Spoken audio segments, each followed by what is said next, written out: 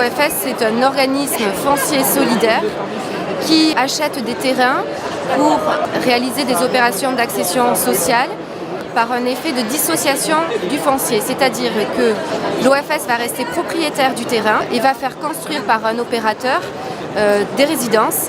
Et cet opérateur va vendre le bâti, le logement, sans vendre le foncier, sans vendre le terrain. L'OFS est un outil extrêmement important pour le territoire parce qu'on est aujourd'hui très concerné par l'accession sociale à la propriété et qui présente malheureusement une faiblesse, c'est que les clauses antispéculatives sont limitées dans le temps.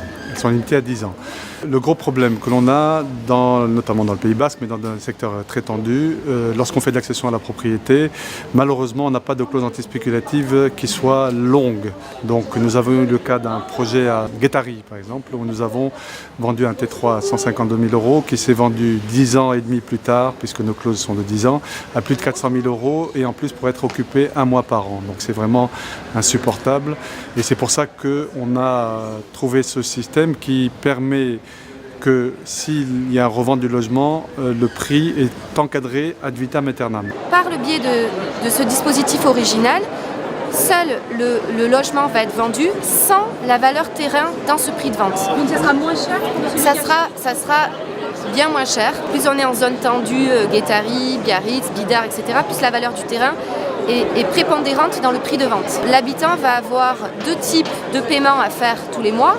Il va avoir sa mensualité pour le logement, le prix de logement qu'il aura acheté de manière classique. Il aura contracté un prêt immobilier sur 20 ou 25 ans selon les cas, sur une valeur, sur un prix qui sera 2 fois moins important que sur une opération classique, puisqu'on l'a dit, il n'y a pas le coût du foncier dans ce prix de vente.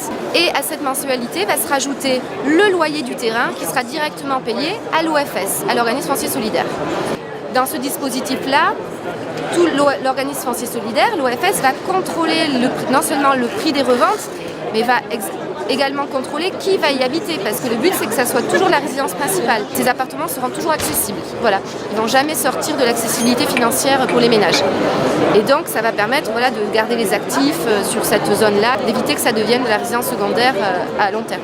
C'est vraiment quelque chose de très novateur.